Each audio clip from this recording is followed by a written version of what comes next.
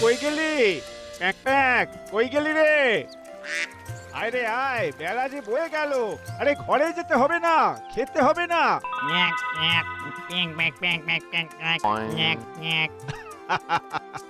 মজা হচ্ছে। চল চল চল।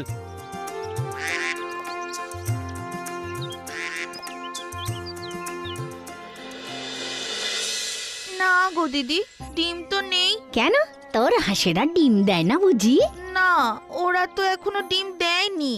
হ্যাঁ, তাহলে আর কি করার, যাই দোকানেই যাই।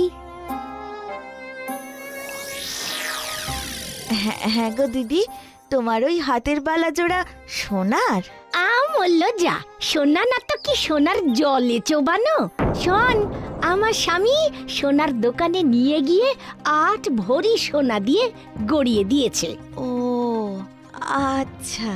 অবশ্য তুই কি বুঝবি, তুই তো আর জমে সোনা চোখেই দেখিসনি। যাই বাবা, দেরি হয়ে যাচ্ছে।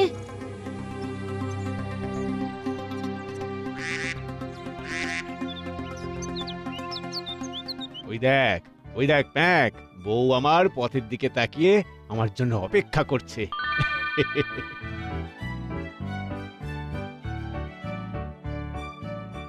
ও বউ, বউ গো, এই তো আমি চলে এসেছি।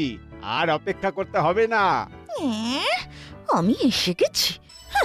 তোমার জন্য অপেক্ষা করতে আমার বয়ে গেছে। প্রাণের হাঁস নিয়ে উনি এলেন। আহা, ওদের কথা শোনাও কেন? রেগো না, শোনো শোনো, চল চল চলো, খিদে পেয়েছে, চলো। হ্যাঁ, আমি তো এই সংসারের দাসী মাদি। খালি কাজ করে যাও, রাঁধো বাড়ো, আর ওনাকে আর ওনার হাঁসেদের খেতে দাও। আমার তো কোনো শখ আহ্লাদ পূরণ হওয়ার নেই না। প্যাক, বউ খেপে গেছে, চুপ করে খোয়ারে চলে যা, আমি খাবার নিয়ে আসছি। হ্যাঁ গো, আর কিছু করনি? কি আবার করব? ঘরে যেন মাছ মাংস এনে ভরিয়ে দিয়েছো। আহা, তা কেন, একটু ডাল, আলু মাখা, পেঁয়াজ দিয়ে। কতবার বলেছিলাম পেঁয়াজ ফুরিয়েছে।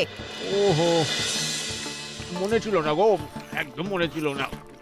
তা থাকবে কেন? সারাক্ষণ ওই এক ফালি জমিতে পড়ে থাকো আর দুই হাঁসের মতো আমার দিকেও তো একটু নজর দিতে পারো নাকি? কেন, আমি তো নজর দিই, সারাক্ষণ তোমাকে সুখে রাখার চেষ্টা করি। সুখ? একে সুখ বলে? কেন কেন, আমরা তো বেশ সুখেই আছি। তুমি থাকতে পারো, আমি নেই। আরে বাবা, তুমি কি চাও? দুটো সোনার কানের মাকড়ি। ও বাবা, সে তো বড়ই দাম গো বউ। সেই ও পাড়ার নন্দর বউ আমার কাছে এসে হাত ঘুরিয়ে ঘুরিয়ে সোনার বালা দেখিয়ে খোঁটা দিয়ে গেল। আমি নাকি জম্মে সোনা চোখে দেখিনি। আহা, সবার কথা কানে তোলো কেন? না, শুধু তোমার কথা কানে নেব। ছাড়ো, তুমি তোমাকে বদলাবে না, আর আমারও এই দিনগতি পাপক্ষয় চলতেই থাকবে।